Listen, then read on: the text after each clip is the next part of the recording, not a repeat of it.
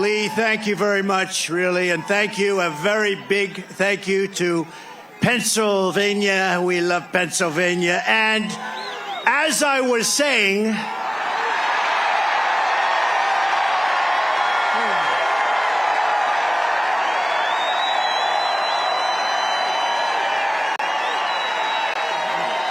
oh, I love that. I love that chart. I love that graph. Isn't it a beautiful thing? But also beautiful because look at the number. That's the day I left office. It was the lowest Border Patrol, the lowest it's ever been. Illegal immigration. Today it's out of control. But I love it for other reasons, too. You know that. So thank you very much. And thank Lee and what Lee has done with that song. And it's such an honor to have it. I want to just let you know that tonight I return to Butler in the aftermath of tragedy and heartache to deliver a simple message to the people of Pennsylvania and to the people of America. Our movement to make America great again stands stronger, prouder, more united, more determined, and nearer to victory than ever before. We're going to make America great again. Going to win the election. Going to win the election. And to all Americans, whether you are Republican, Democrat, Independent, Conservative, or Liberal, or you have no label whatsoever, it makes no difference. Our movement, it belongs to you. It belongs to our country. It belongs to our country. And together, in just 1 month, we are going to usher in a new golden age of American security, prosperity, sovereignty, and freedom for our citizens of every race, religion, color, and creed. Exactly 12 weeks ago this evening on this very ground, a cold-blooded assassin aimed to silence me and to silence the greatest movement, MAGA, in the history of our country. MAGA. We love MAGA. For 16 harrowing seconds during the gunfire, time stopped as this vicious monster unleashed pure evil from his sniper's perch, not so far away. But by the hand of Providence and the grace of God, that villain did not succeed in his goal, did not come close. He did not stop our movement. He did not break out our spirit. He did not shake our unyielding resolve to save America from evils of poverty, hatred, and destruction. Yet we are here this evening in record numbers. This is a big crowd. This is a big one. This is a big one. Not only to mark the triumph of American spirit, but over, and you know that this is really, truly, in the truest sense, spirit over evil and adversity, but also to pay tribute to some of the best and bravest we have ever known. This field is now a monument to the valor of our first responders, to the resilience of our fellow citizens, and to the sacrifice of a loving and devoted father, a really great man. You know that. Forever afterward,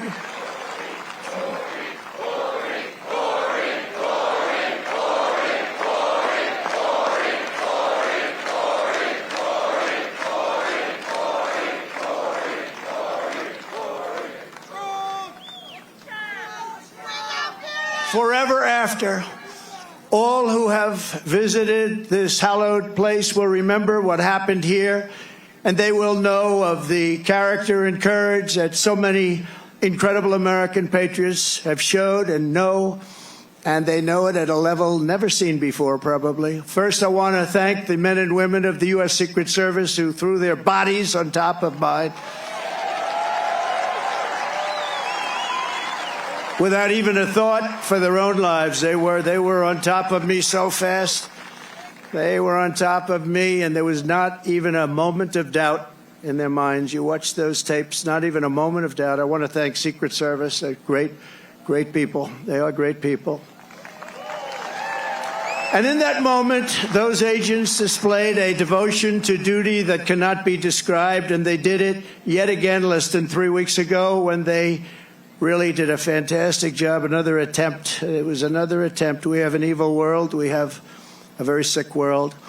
My gratitude to them is beyond measure. We also owe a tremendous debt thanks to the Secret Service counter sniper and a local police sniper who returned fire within seconds and stopped the shooter quickly and saved many lives. If he didn't stop, he saved many lives. He had a lot of bullets, a lot of ammunition up there with him. And we are, just amazing when you think they did it so quickly without any knowledge of what was going on, boom. And had that not happened, it would have been a very different story. It would have been potentially many people. I also want to express our thanks to the Butler Township Police Department, incredible people. The Butler Sheriff's deputies, Pennsylvania State Police, and all of the other law enforcement heroes, as well as the emergency personnel and doctors, the medical teams at Butler Memorial Hospital, Allegheny General Hospital, who rushed me and rushed some of these very badly wounded people. They were wounded, a lot of badly wounded people, and in particular two people.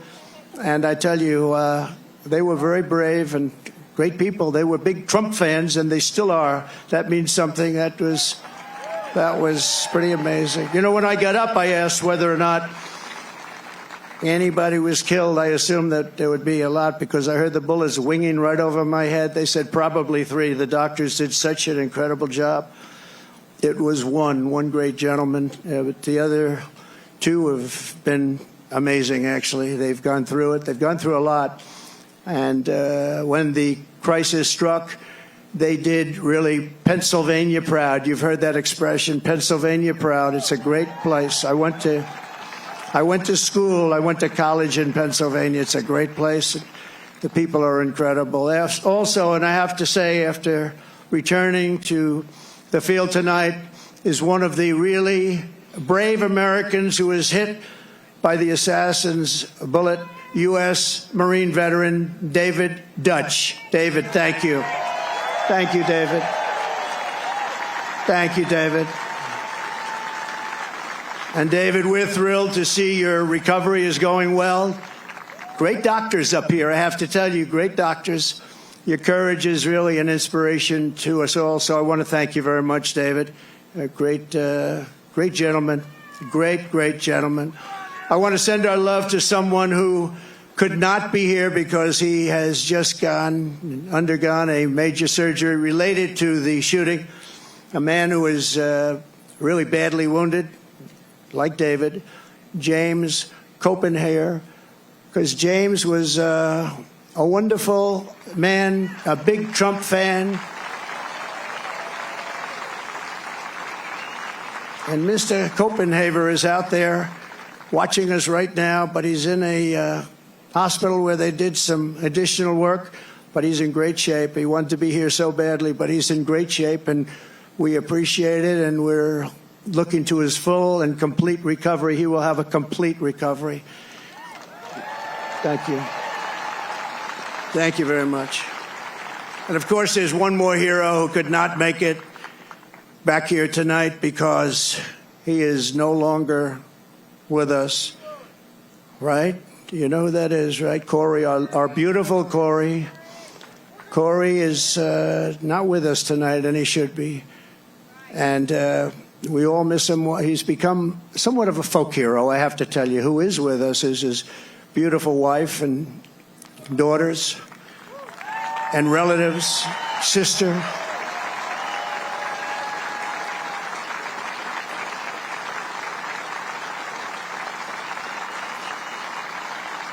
Please, where are you? Where are they sitting?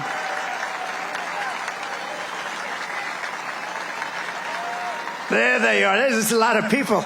It's not easy to find people in this audience. It goes back further than you can see. Thank you very much. Thank you very much. Thank you very much. Great family, a great, incredible family. And he loved you a lot. And, you know, his wife said something very beautiful. The public, a lot of people, all of us, A lot of people have been very generous, and she said, I'd rather have my husband. That's a good thing to say. That's a good thing to say. I'd rather have my husband. Corey Comparator was an incredible husband and father, a devout Christian, a veteran, and a proud former fire chief, very respected within the town. Everybody knew him. Few men volunteered to run into fires, but Corey was one of those who did. He ran into fires. I spoke to people that were with this guy would do anything. He was brave, right? Brave guy like you. And he was also a protector who put his life on the line for others, and he loved doing it. And when the sound of gunshots pierced the air on that July evening, Corey leapt into the fire one more time. In his last seconds of this earth, he threw himself on the top of his wife and daughters. He didn't want them hurt. He threw himself. He said he knew what was happening. He didn't want them hurt. And he was hit hard. He was hit hard. And he gave his life to shield their lives. Every father and husband in America hopes that if the time came, we would have what Corey had. Tremendous courage, tremendous guts, and he wanted to protect his family, and he did protect his family. At this time, it is 6:11, 12 weeks to the minute that the shooting began. I would like to ask everyone to join me in a moment of silence.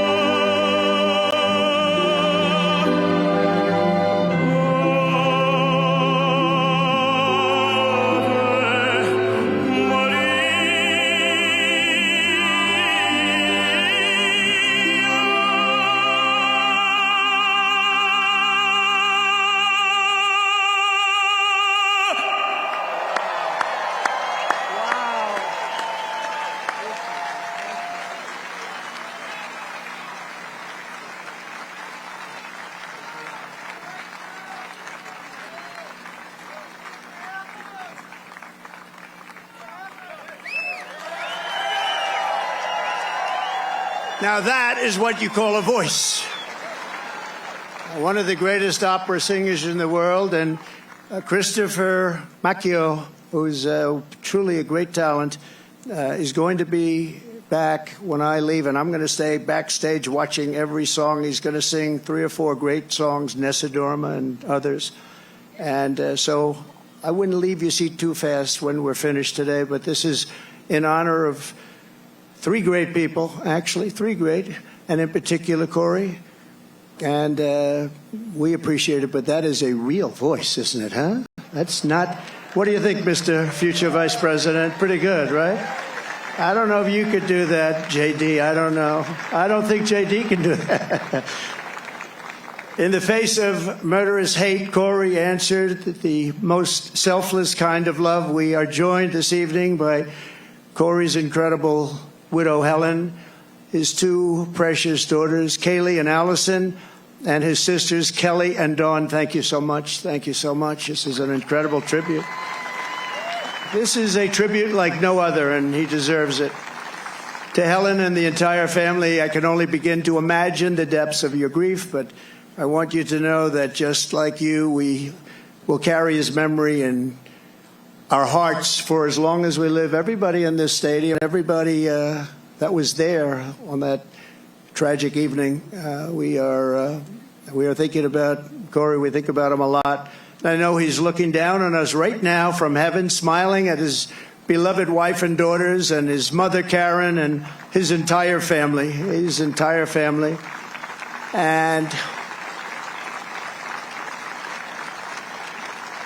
And he's with you, and he's going to be with us for a long time because, you know, some people just don't die in vain, and what he's left behind is incredible. And so God bless you, Corey. God bless you. Thank you very much. God bless you. You know, one little story. Helen told me that on the day that they came to the rally, Corey was really excited because somebody gave him great seats right up front here with the people from North Carolina, the ladies from North Carolina. This is their 227th rally. I don't know what's going on with them. Those beautiful ladies. But they always seem to have good seats. You know? But Corey had the best seat in the house, and he was telling his wife and family on the way over in the car, he said, I'm telling you, he's going to invite me up on the stage, because I do that sometimes. I take people, we invite them up on the stage.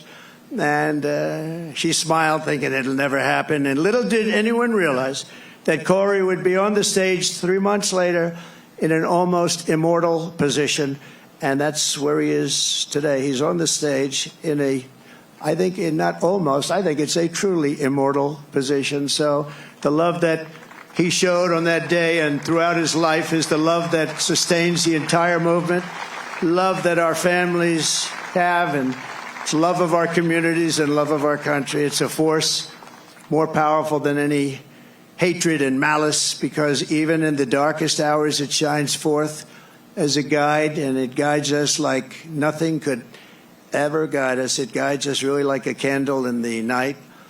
And so it's love like Corey's that is joining us to save our country, that's going to heal our country, and that is going to reunite our country as one nation under God, indivisible, with liberty and justice for all.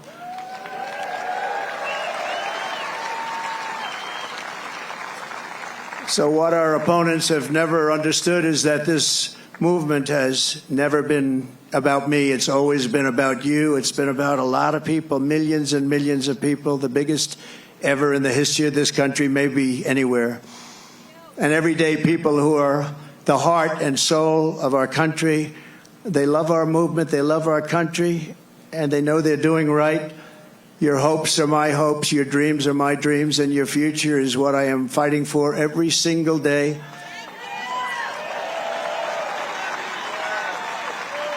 And now I have a great companion in J.D. Vance. How good was he the other night? How good?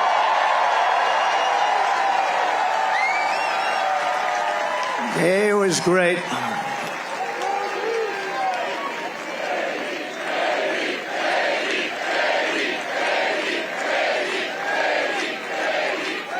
He was great. But from the very beginning of this journey, I've been on a mission to rescue our country from a failed and very corrupt political establishment, very corrupt. We have to change it. We have to change it. We need also a very free and open press.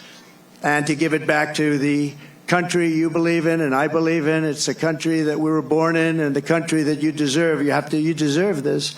In that mission, I will never quit. I will never bend. I will never break. I will never yield, not even in the face of death itself. And I believe that every citizen deserves an America with a grand, very, very grand ambition, great opportunities, and limitless. We just want limitless potential. We want an America where you can get ahead and be proud of life and provide for your family in a really decent way, where we don't have crime. We have a fabulous military to protect us from evil. Everything has to be the best. We have to have the best schools. We have to have strong borders. We don't want bad people coming in and hurting us. We don't want to have open borders, do we? You deserve a government that protects and respects its own citizens, that defends your sovereignty, your security, and your dignity and your freedom.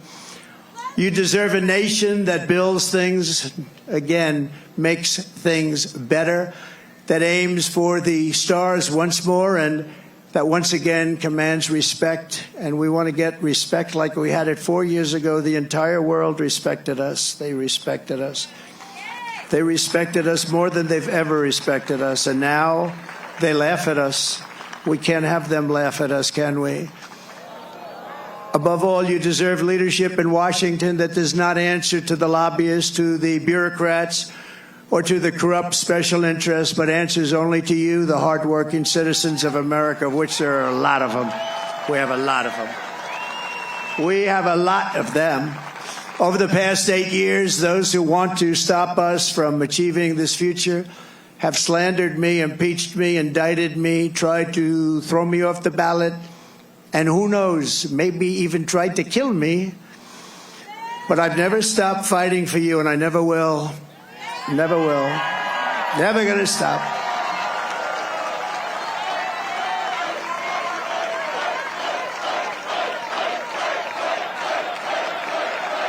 Thank you. Thank you.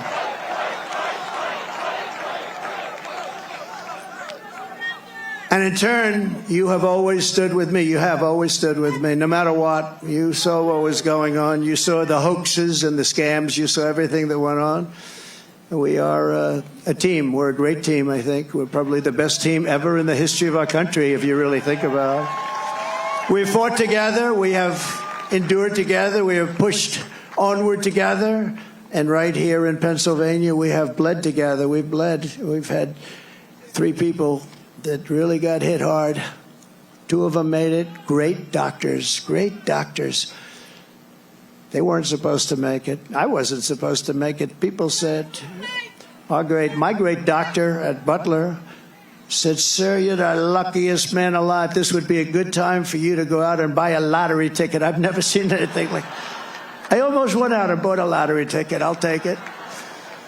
And 31 days from now, here in this great Commonwealth, and all across our land, we are going to win together. We are going to vote together. We're going to win the greatest election in the history of our country, maybe the greatest election all time.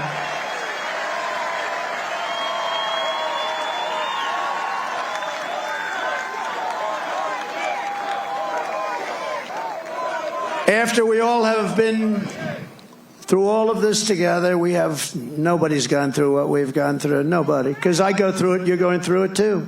But there's never been anything like this. You know, I always say there's an enemy from within and there's an outside enemy.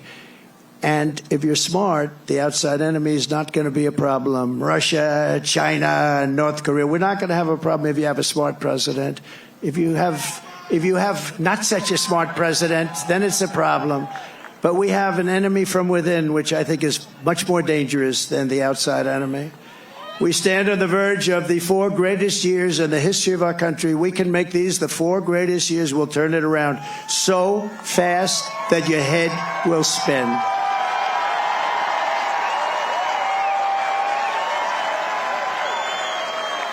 With victory on November 5th, we are going to redeem America's promise and unlock the extraordinary future that is just within our reach. It is now within our reach. Think of it, 1 month from today, 1 month. We got to get there. We got to get there. They'll drop all sorts of bombs. They'll be hitting you, JD. They'll be hitting me. These people, they'll hit and hit. But I think we've almost become immune to it, haven't we?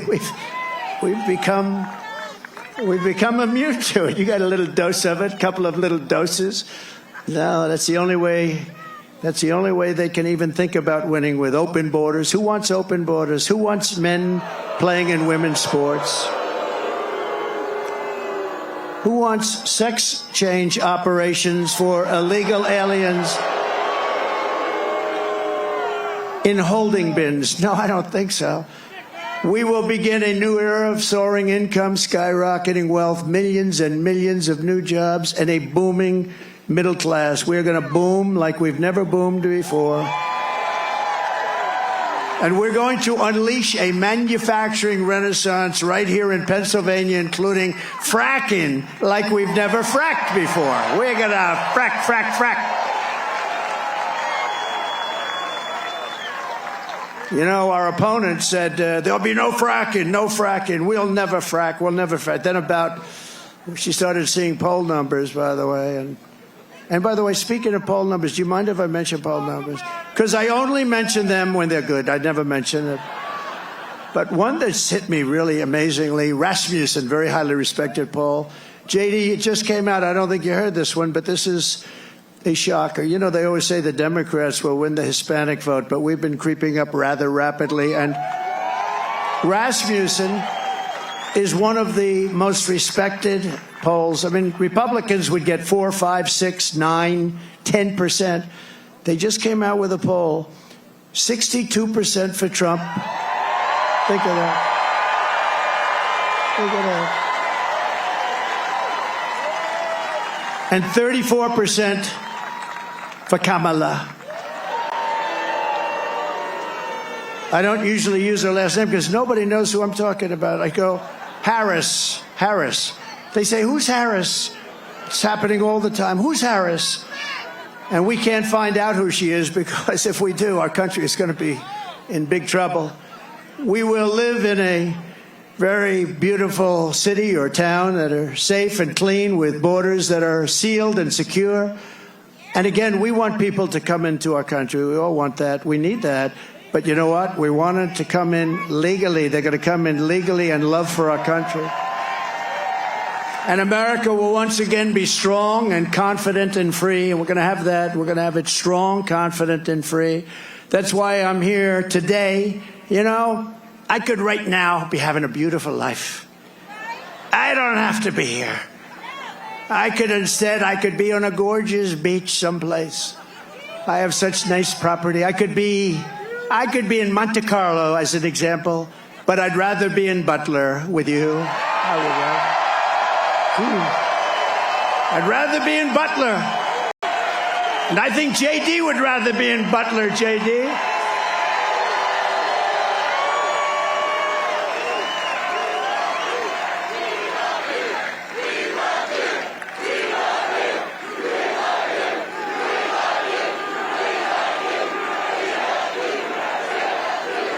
No, I'd rather be here, because we're doing something. You know, they get a lot of rich guys, they go, nobody cares about them.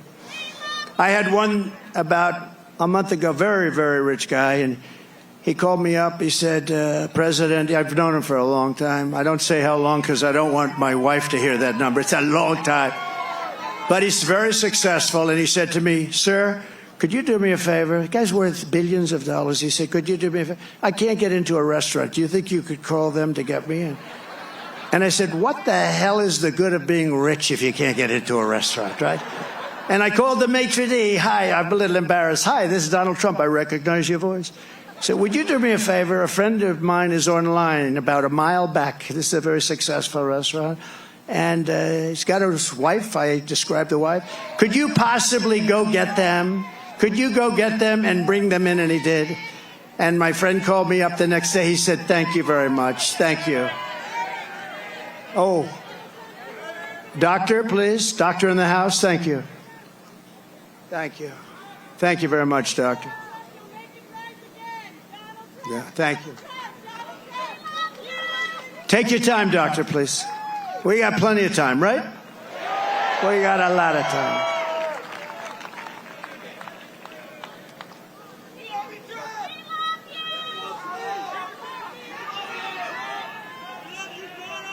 You doing okay?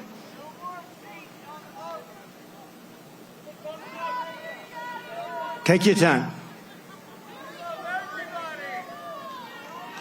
We've got to protect our people, right? Take your time.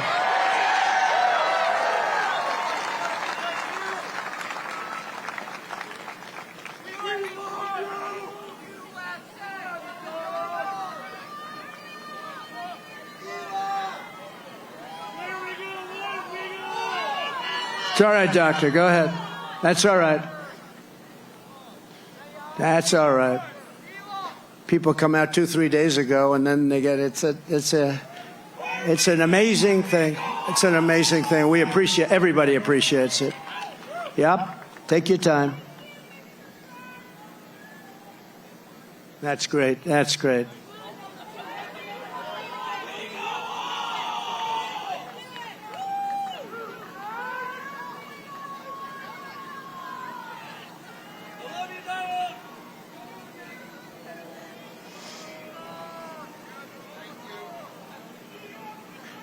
Do we have the greatest people in the world? We have the greatest people in the world. First responders, thank you very much.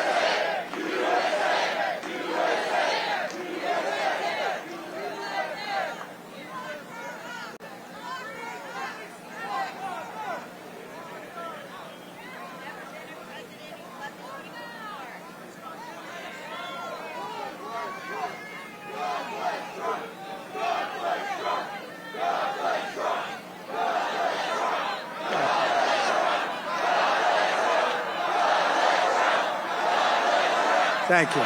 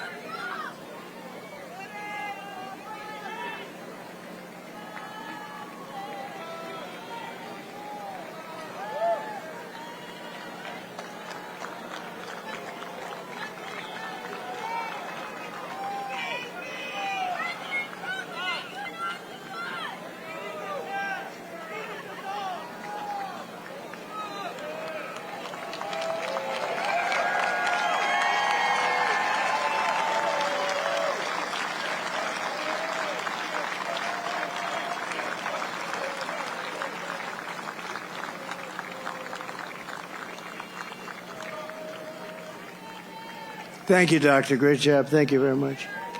Thank you, fellas. Thank you. First responders. Thank you very much.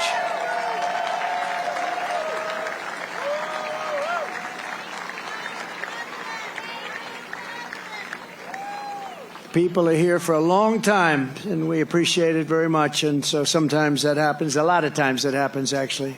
But she'll be great. You watch. So 12 weeks ago, we all took a bullet for America, and all we are all asking is that everyone goes out and votes. We got to win. We can't let this happen to our country. We can't take another 4 years like this. We won't have a country left. We're not going to have a country left. And all of this will be for nothing if you don't get out and vote. It will all be for nothing. We will have talked about it, and if we do it, it'll be the greatest achievement, I think, in the history of politics for all of us for this age. Because we're going to change our country around and fast. We're going to do things that nobody thought were possible. We're going to do them fast. So Pennsylvania, it's time to stand up for America and a time to save our country. This is really about saving our country. It's never been like this. When you look at the crime, look at the crime. Look at the people that are coming in, murderers. 13,099 murders let in over the last short period of time. Murderers that have been released from penitentiaries, prisons, jails, released into our country. Crime rates all over the world are down. They're taking their gang members and their criminals. They're taking their people in jail, and they're releasing them into our country. We can't have it. You know, we just can't have it. How do you get more simple than that? They're releasing murderers, they're releasing drug dealers, they're releasing gang members and criminals, human traffickers. Mostly they traffic in women, and they're releasing them all into our country, and they're emptying their jails, and their crime rates in Venezuela are way down because, you know, but it's not only in South America, it's all over the world, in Africa, the Congo. There are a lot of people coming out of the Congo in Africa. They're coming out from Asia. They're coming out from the Middle East, Yemen. They're coming out from Yemen. A lot of people coming out of Yemen. And they're known terrorists, and they just release them into our country from countries unknown also. They know nothing about the people. Oh, go right in. These people are crazy. And we have to win. We'll stop it immediately, and we will, look, it will be a big deportation. We're going to deport these people. We're going to get them out of our country immediately, or we won't have a country. And if we win Pennsylvania, we will win the whole thing. The whole thing will be won.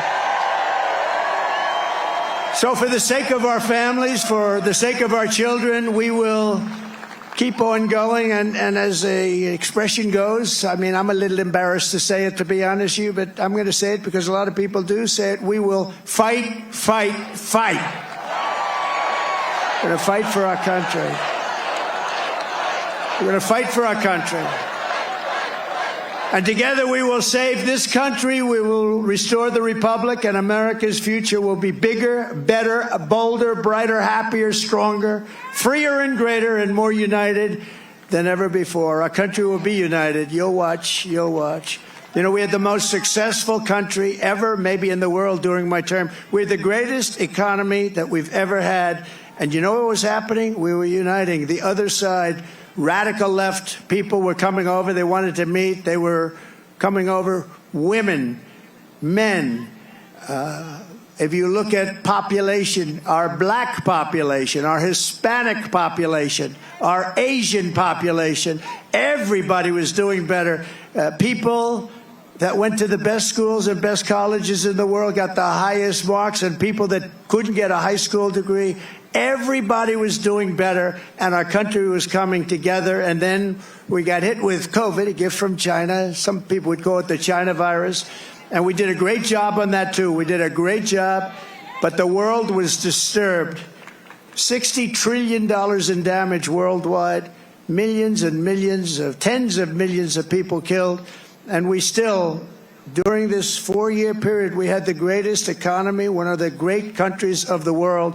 And we left with a stock market that was higher than it was just prior to COVID coming in.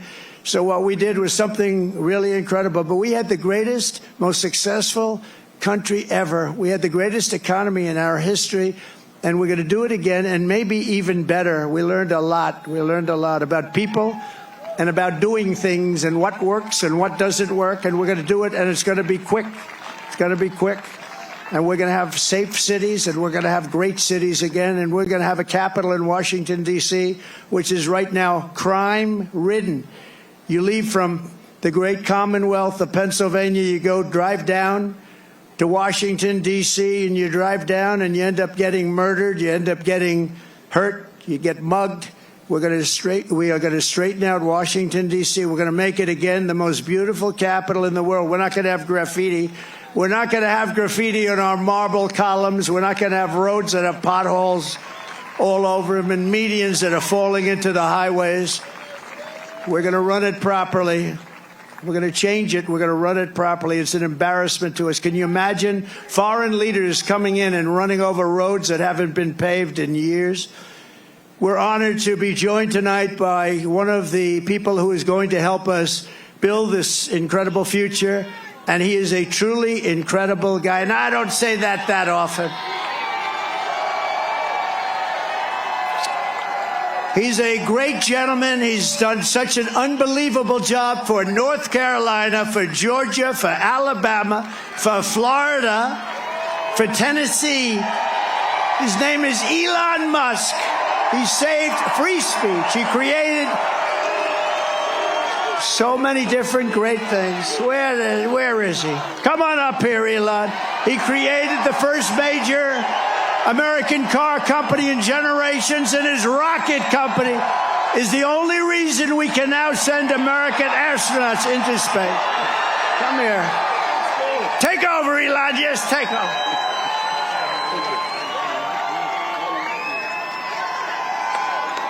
Hi, everyone.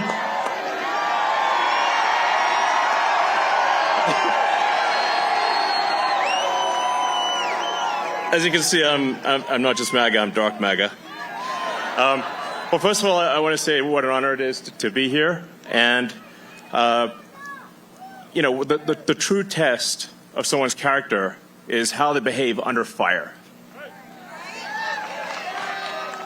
And we had one president who couldn't climb a flight of stairs, and another who was fist pumping after getting shot. Fight, fight, fight. Blood coming down the face. Now, America is the home of the brave. And there's no truer test than courage under fire. So who do you want representing America? Yeah, absolutely. And I think this election, I think it's the most important election of our lifetime. This is no ordinary election. The other side wants to take away your freedom of speech. They want to take away your right to bear arms. They want to take away your right to vote effectively. You've got 14 states now that don't require voter ID. California, where I used to live, is just passed a law banning voter ID for voting.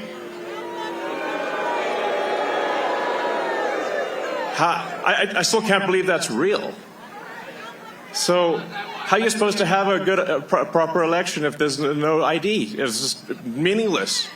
And free speech is the bedrock of democracy. And if people don't know what's going on, if they don't know the truth, how can you make an informed vote? You must have free speech in order to have democracy. That's why it's the First Amendment. And the Second Amendment is there to ensure that we have the First Amendment.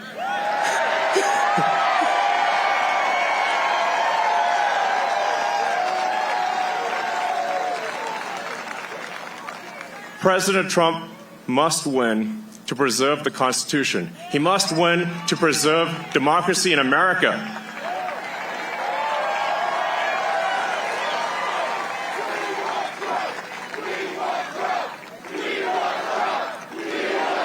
Yes.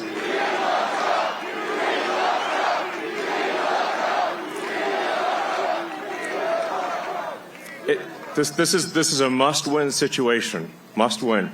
So I have one ask for everyone in the audience, everyone who watches this video, everyone in the live stream. There's one request. It's very important. Register to vote. Okay? And get everyone you know and everyone you don't know, drag them to register to vote. There's only 2 days left to register to vote in Georgia and Arizona. 48 hours. Like, text people now. Now. Oh, and then make sure they actually do vote. If they don't, this will be the last election. That's my prediction. Nothing's more important. Nothing's more important. So get everyone you know. Everyone. So I'm speaking to people out there. Everyone in the crowd, I think, is already convinced. But for people out there that are watching the video, watching the live stream, you need to get everyone you know, at work, your friends, family, text groups, your social media, everything. Get them to register to vote right now. Only 2 days left for Georgia and Arizona. Only a couple weeks left in Pennsylvania. And if they're not registered to vote, it doesn't matter at that point. Register to vote. I'm being repetitive for a reason, okay? So nothing is more important. And a lot of people think maybe their vote doesn't count. Well, it does, okay? It does. It matters. And this election could be decided by 1,000 votes, 500 votes. A tiny margin. So get everyone you know to register to vote. I believe that's swapthevote.com. I believe that's the site. And double check that your registration is good. Don't take it for granted. I'm just being repetitive about this point because it is the one takeaway, more than anything, that will matter is getting those registrations and then getting everyone you know to actually vote. That is what will decide this election, especially in Pennsylvania.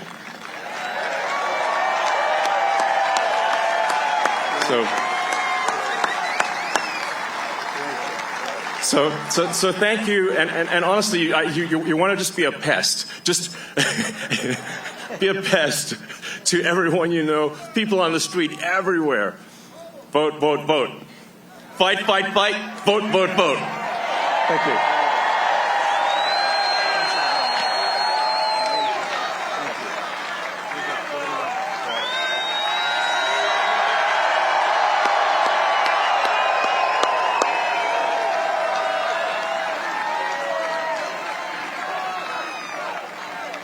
What a great guy. And he'd rather be making rocket ships, because he'd really rather do that.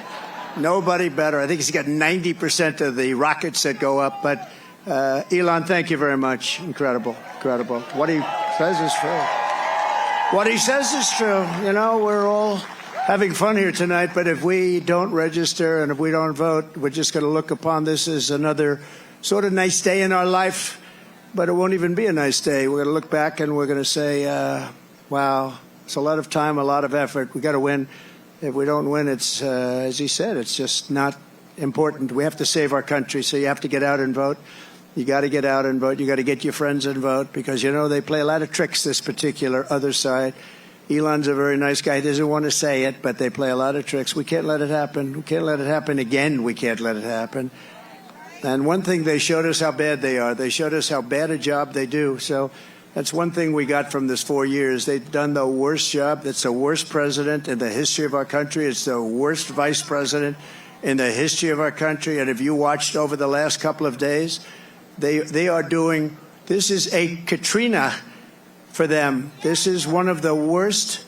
They say it's the worst job ever done on helping people through the ravages of a hurricane. And they're watching, she's out there campaigning in San Francisco, a place that she ruined. Okay, she ruined San Francisco.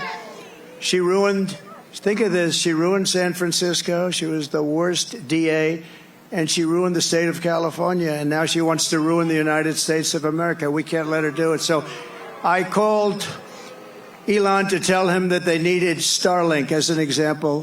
They couldn't get Starlink. I didn't know what Starlink was, I must tell you. Elon, I'm so embarrassed. I didn't know what the hell Starlink was. He loves Starlink. He can tell you every little screw that's needed, every wire. Me, I didn't know. But when I was in North Carolina and Georgia just the other day, yesterday to be exact, but they were saying we have tremendous communications, especially in North Carolina, and we have tremendous problems. We have no communication. The poles were ripped down. The wires were underwater. Houses were destroyed. Possibly 1,000 people, maybe more, will be, there's 600 people missing. Missing is not good, because you know what missing means generally. That's really bad. And they had no communication. They had literally no communication with, they called it the mainland, because the water was so crazy. It was like they were in the middle of a lake, and they'd never seen anything like it. And they said, do you know somebody named Elon Musk? I said, yeah, I happen to know him a little bit. He just endorsed me, actually. Although he endorsed me a long time ago, but he still, to me, every day is a good endorsement from Elon. Nobody's smarter than Elon. And they said, could you do us a favor? Could you help us? We're trying to get Starlink, and it's very hard to get. Most people say you can't even get it. I called up Elon. I said, North Carolina's in big trouble. Georgia's in big trouble. They need communication. They have none because their poles have been knocked down and their wires are underwater and even dangerously underwater. But they have no communication. Elon, could you do something about Starlink, whatever the hell that is, Elon? Whatever Starlink, that's all they want to hear is Starlink. And an amazing thing happened. I got a call from one of the top people in North Carolina. I got a call from another great person in Georgia. And I wasn't finished with my phone call yet. And they got word that Starlink would be delivered to the States. I said, no. And I said, what the hell is he? What kind of a system is that? Normally you'd have to hang up and he'd go and call people. He did it during the phone call. What kind of a system do you have?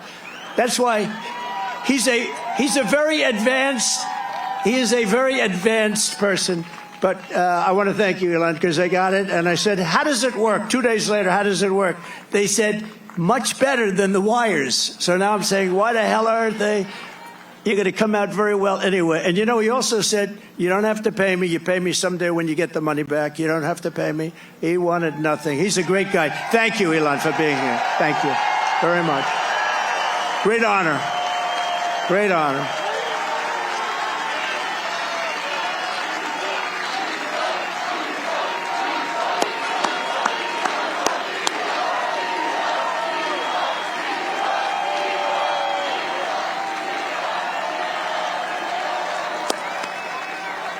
Thank you, Elon. And that's heartfelt. I can't even see the end. That's a lot of people here today.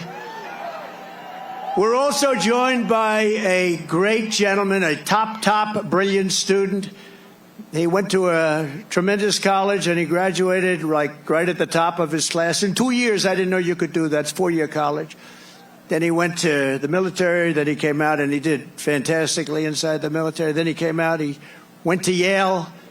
Without the benefit of family ties. You know what that means, right? Without the benefit. That's pretty good without family ties. I don't know too many of those people. They had no family ties. He got in. You can't get in. And he graduated along with his wife. They're not going to have any problems with your kids academically, I can tell you. His wife and him were like the top students in the class. But he went to Yale Law School, and then he went out into the private sector, did great. Then he ran for the Senate, and he did fantastically. He won. And he's like a rocket ship. He's like one of Elon's rocket ships, the way his career is going. But you see why, because he's a really brilliant guy. And you saw that the other night in the debate, right? You saw that the other night in the debate. You know the expression they have? If that were a fight, they would have stopped it, right? So I just want to thank JD. I was always confident in that pick.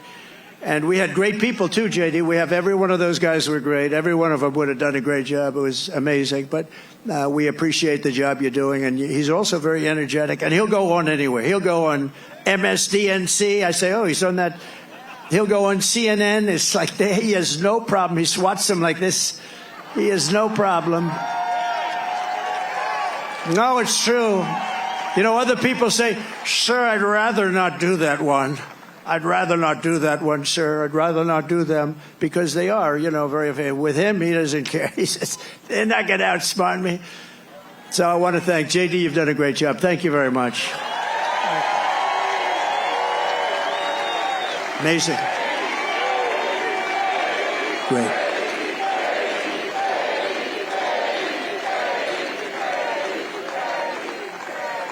We have a lot of senators and a lot of people from Congress. I'm going to introduce a few of them that are really outstanding, and they are warriors and they're great patriots. Senator Eric Schmidt. Where's Eric Schmidt? He's around here someplace. Nice, tall, handsome guy. Thank you, Eric. What a great job you've done. He helps us so much with the Senate, and we've got a great Senate. We have to get a couple of more senators elected. I think it's going to happen, too. I think it's going to happen. We have members of Congress here. Dan Muser. Dan, where's Dan? Great. Great job. Real warrior. These are warriors. Guy Reschenthaler. That's the hardest name in the Senate to pronounce, but I've learned how to pronounce it. Guy, thank you very much. Great. Where's Guy? Guy, thank you very much, Guy. Glenn G.T. Thompson. Fantastic guy. Thanks, Glenn. Great job. John Joyce. Thank you, John. Great. Corey Mills. He's out there fighting, too. He's out there. He is out there in North Carolina, Georgia. He's out there helping people. Mike Waltz, who's a tremendous national security asset. Thank you, Mike. Thank you, Mike. Okay, and a man who was my doctor. I got to know him as a doctor in the White House, right? And then before that, he was actually an admiral, and then he went to the White House. He was a great admiral. He was a great doctor. And I love him for one reason. They asked him in the White House, the press, the fake news media said, who is the most? He was the doctor for Obama, Bush, and Trump. That's pretty good, right? White House doctor for the three of us. He said, the press, who is the healthiest of the three? He said, definitely it's Donald Trump. There's not even a contest. And I love that guy. When he said that, JD, when he said that, I said, I like this guy. So then he said, you know, sir, he was leaving the White House. He said, you know, I'd love to run for Congress. And he ran against 28 people. They were all running for the Republican primary, because whoever won that primary is going to win. I think it's a Trump plus 48. Whoever wins gets 48 point start.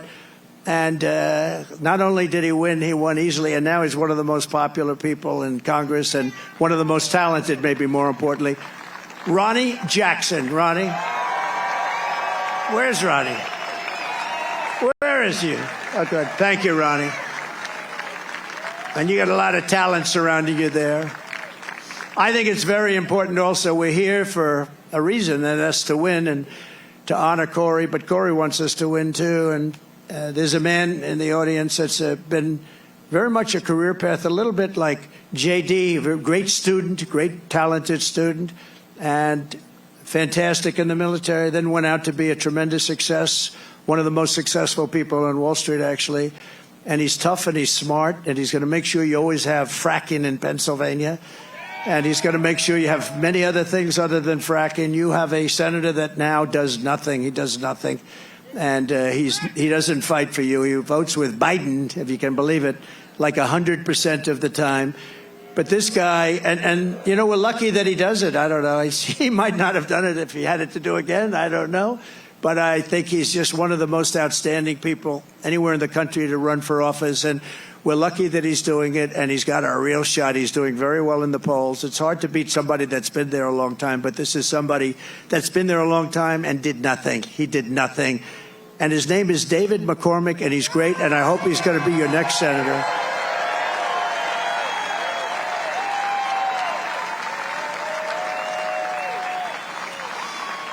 And I see somebody else I didn't know he was here. Mike Kelly. I see Mike Kelly there. Stand up. Oh, boy, am I lucky. Am I lucky I spotted him?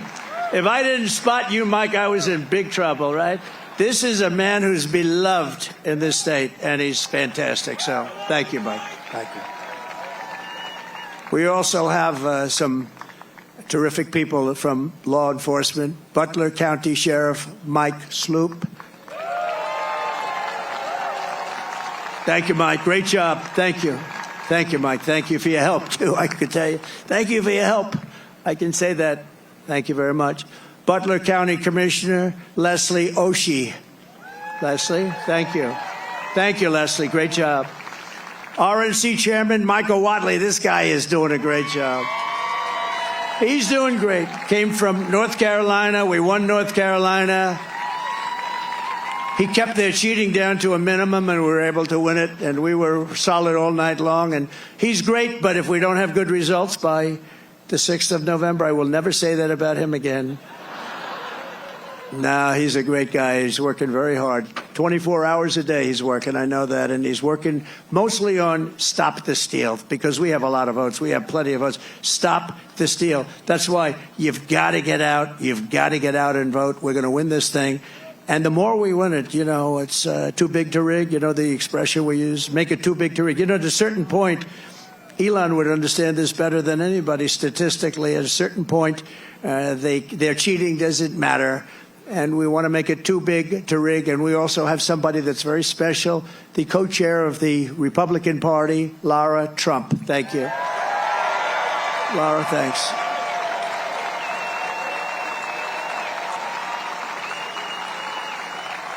And, you know, oftentimes with families, they say, oh, you know, why did you put that one in or this one in, and all the different people. So many people have problems with that. In her case, everyone said, how the hell did you get her to do it? She has been unbelievable, so thank you very much. Comes from North Carolina, and I have a feeling she's going to be spending some time down there a little bit. And she's married to my wonderful son, Eric, who's right here. So, Eric, please stand up.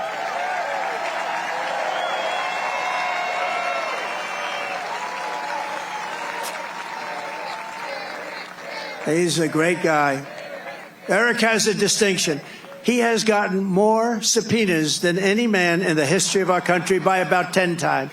Every day Congress would meet, they'd send him a subpoena. What is it about? They have no idea. But I think he's got the all-time record, and he's handled it all beautifully. Thank you very much. Thank you very much. A friend of mine, a great, great businessman, one of the most respected people, and he made a big, big contribution yesterday to Georgia and a big contribution to North Carolina. Steve Witkoff is here. Hi, Steve. Thanks. And another man who's one of the greatest businessmen in the country, he actually said that if Trump doesn't win, this country is going to go into a massive depression. Well, I don't know about that, but he has been a very good predictor, I will say that. And truly one of the greats, one of the great pickers, picker meaning stocks. He knows what he's doing, and highly respected by everybody. John Paulson. Thank you, John. Great. Great guy. Now, we have so many others, and I won't do it because we have to really get out of here before it gets too cold for people. But I love it much better because there's one teleprompter. Not that I use the teleprompters too much. Isn't it nice to have a president that doesn't need a teleprompter?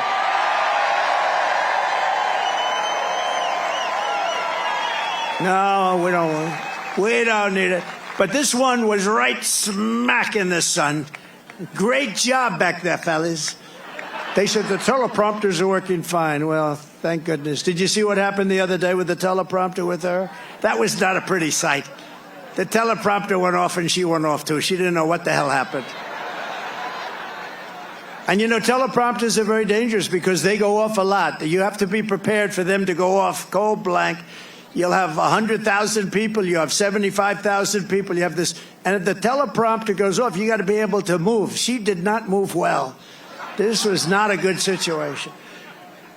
But three more heroes from July 13th who rendered first aid to Corey incredibly. Dr. Jim Sweetland. Rico Elmore, who was unbelievable. Rico, you were unbelievable. He ran over, National Guard. He ran over and grabbed Corey, and Corey was still living, and he was doing mouth-to-mouth resuscitation on a man who was really in bad shape like nobody's ever seen, and his family appreciates it, and I do too. So thank you, Rico, very much. Right? Amazing, amazing, amazing the people that we have. And you learn about them under times like this. That's when you really learn. So we're going to be seeing Rico again. And Ed Shear, fantastic job. Thank you, Ed. We appreciate it. Thank you, Ed. Thank you. Thank you very much, Ed. Great job. In addition, this evening we have to send our prayers and support to all the families affected by Hurricane Helene. This has been the worst hurricane response by a president and vice president since Katrina, and this is simply not acceptable. Those people, I was there yesterday with North Carolina and Georgia, and I'll tell you, and by the way, the governor of Georgia is doing an excellent job, but we have other people that aren't doing a good job, and we have to have them do a good job. But the federal government is doing a very bad job. They are not doing the job, and we have death and destruction that we haven't seen maybe ever. It's a real bad one, and they have to get people there because they don't have people there. They don't have the people. Kamala wined and dined in San Francisco, and all of the people in North Carolina, no helicopters, no rescue. It's just what's happened there is very bad. They're offering them $750 to people whose homes have been washed away. And yet we send tens of billions of dollars to foreign countries that most people have never heard of.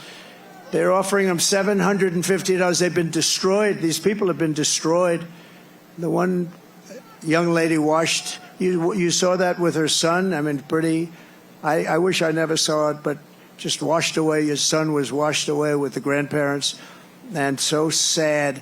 And they're giving them $750. And think of it, we give foreign countries hundreds of billions of dollars, and we're handing North Carolina $750. If you want a president who won't even try to save you when the floodwaters are rising, vote for Kamala. She's not the right person. Look, you know what? If they did a good job, I wouldn't have run. To be honest with you, I didn't need to do this. I didn't need to. If I thought they were doing an even modestly good job, I wouldn't have run. But I saw right from the beginning, grossly incompetent, and I was right about that, and I decided to run. And we're doing really well. I was telling you about polls. We're way up in some polls. We're up in other polls. And with the swing states, I think most of them have us up in every single swing state, including the great commonwealth of a place called Pennsylvania. And don't ever not call it a commonwealth, because I've seen people call it a state, and that's the end of them. That's practically the end of their political career. You got to be very careful with Pennsylvania. It's that commonwealth. I haven't made that mistake. I don't want to either. It was not a pretty picture. If you want a president who will stop at nothing to protect you and your family, I hope you're going to vote for a gentleman named Donald J. Trump. Have you heard of him? Together we will rebuild Western North Carolina, rural Georgia, and every other state that's been so badly affected. That includes Alabama. Virginia was very hit hard. South Carolina was hit very hard. Florida. So many states. Tennessee was hit really hard.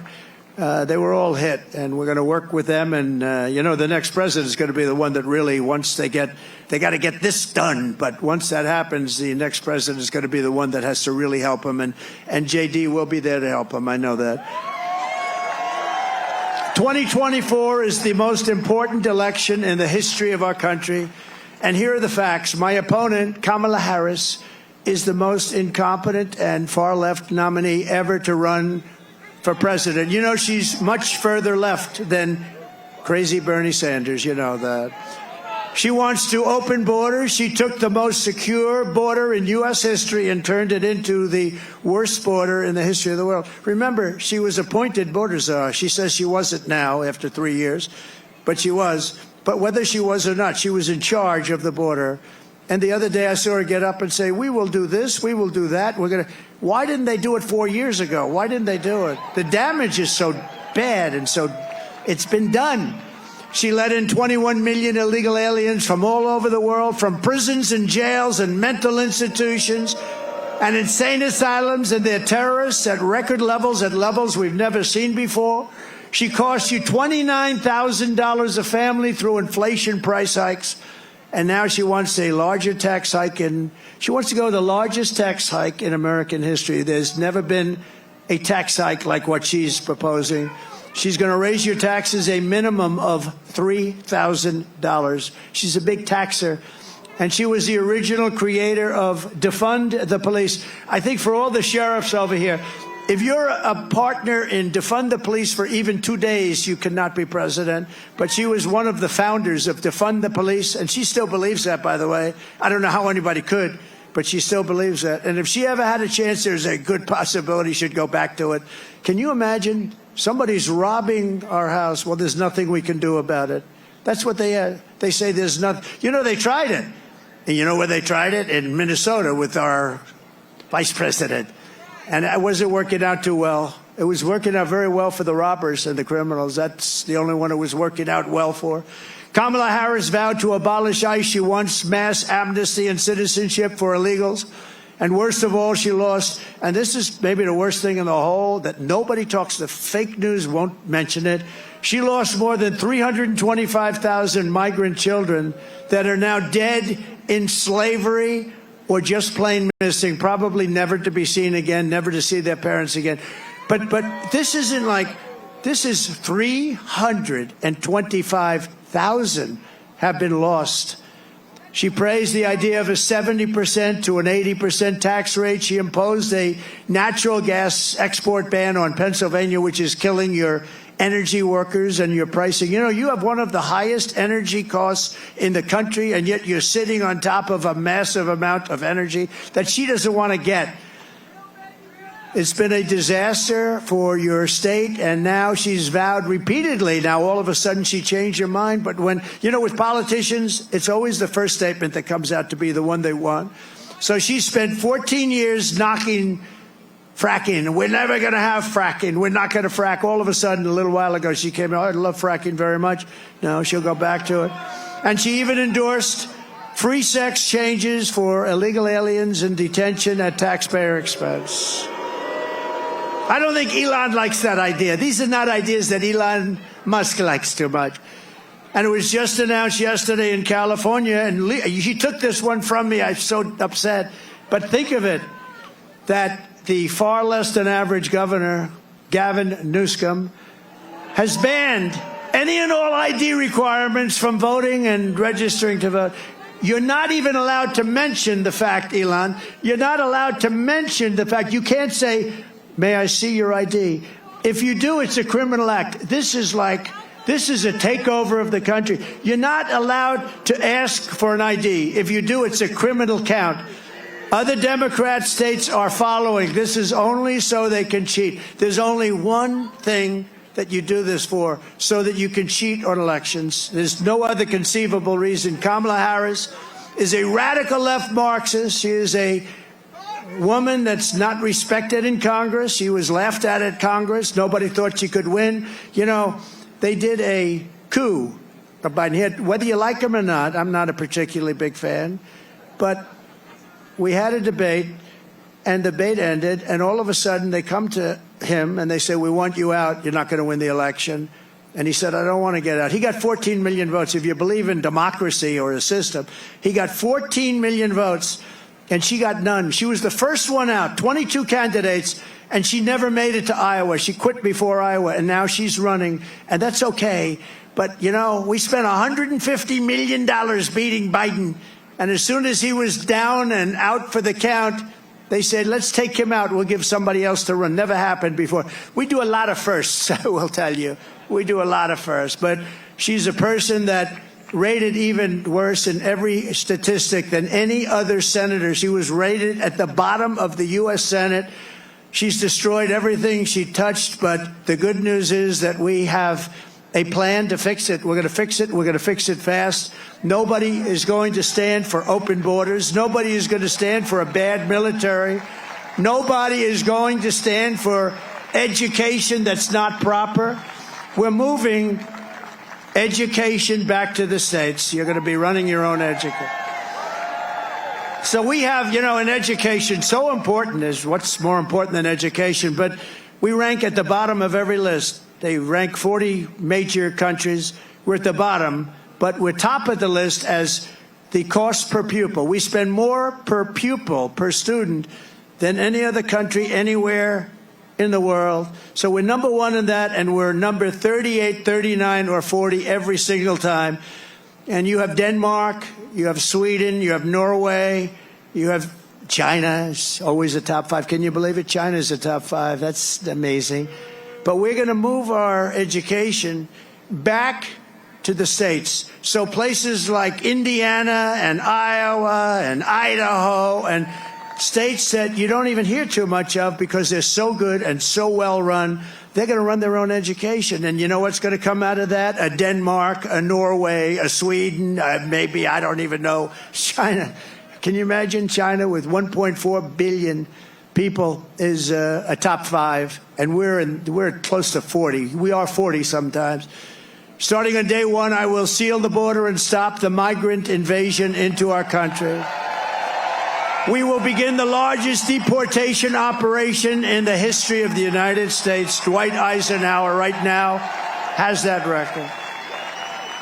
It's not, and by the way, it's not something I want to do. I dread having to do it, but we have no choice. What they've done to our country is not even believable, especially the criminals, the criminal element that's in our country. And again, all over the world, crime rates are down because they've taken their criminals and they've dumped them into the United States. And you know what? I would have been worse than them. I would have had it done even faster. They've dumped them into the United States of America, and that's what we have. And it's dangerous out there. We're getting them out. We're getting them out quickly. And we will defeat inflation, and we will make America affordable again. And it's going to start with liquid gold. We have more liquid gold, oil, and gas under our feet than any nation in the world, including Saudi Arabia and Russia. We will become energy independent like we were just 4 years ago. You know, 4 years ago, we were energy independent. Can you believe it? And then we were going to become energy dominant. We will be dominant within a matter of months, and we will make so much money. We are going to drill, baby, drill. And we will again open Anwar. Ronald Reagan tried to do it. Every single president from before Reagan tried to do it, and I got it done. Anwar is the largest drilling site anywhere in the world. It could be larger than Saudi Arabia, could be larger than Russia. It's in Alaska.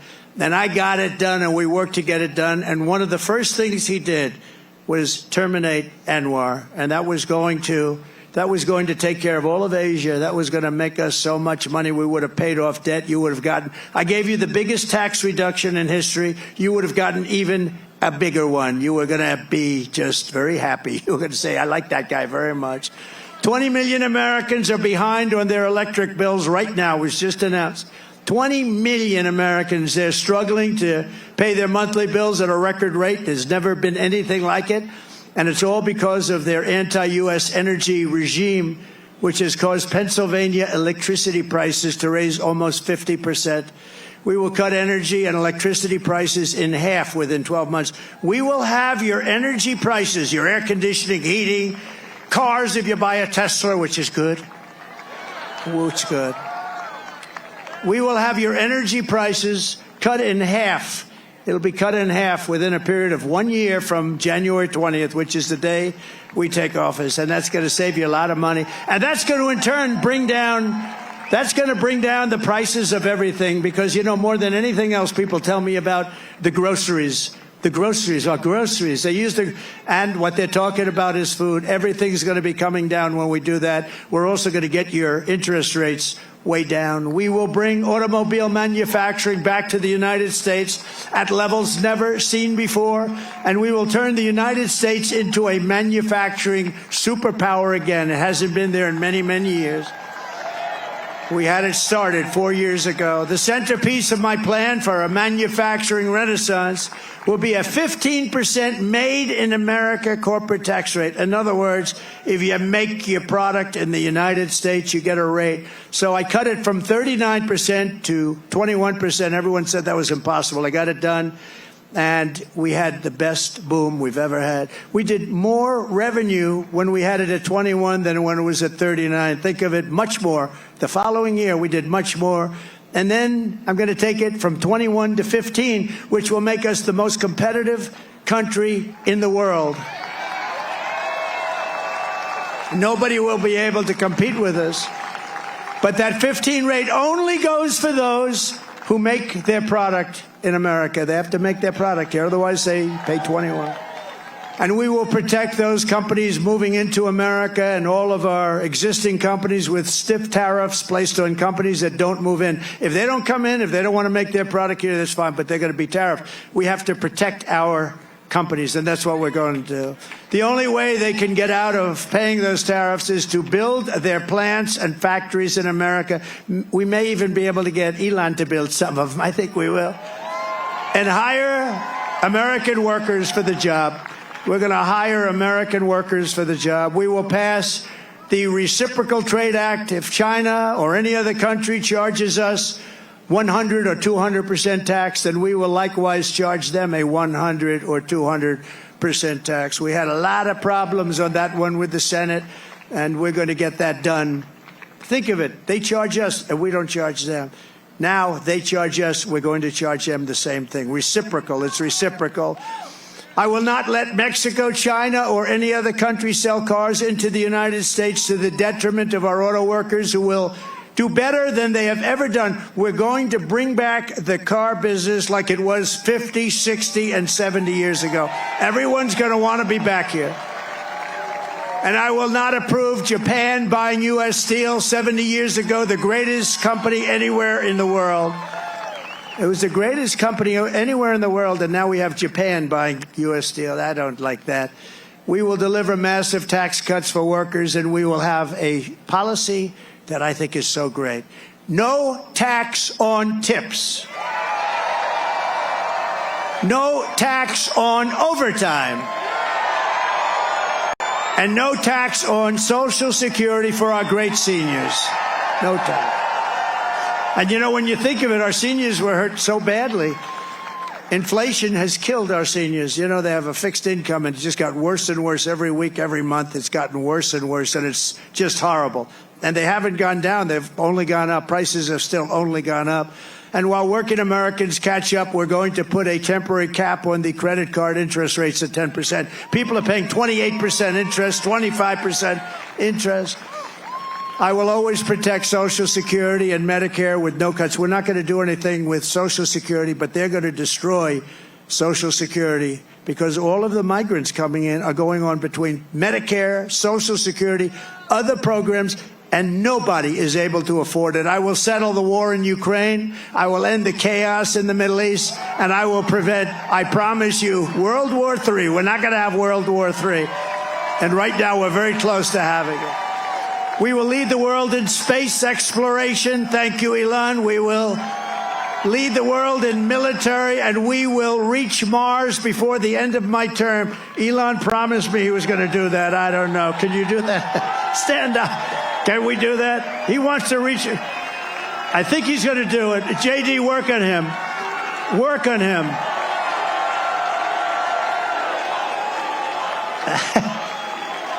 Work on him. JD is working on Elon. Now, he told me that we're going to win, and he's going to reach Mars by the end of our term, which is a big thing. Before China, before anybody, right? And my money's on that guy right there.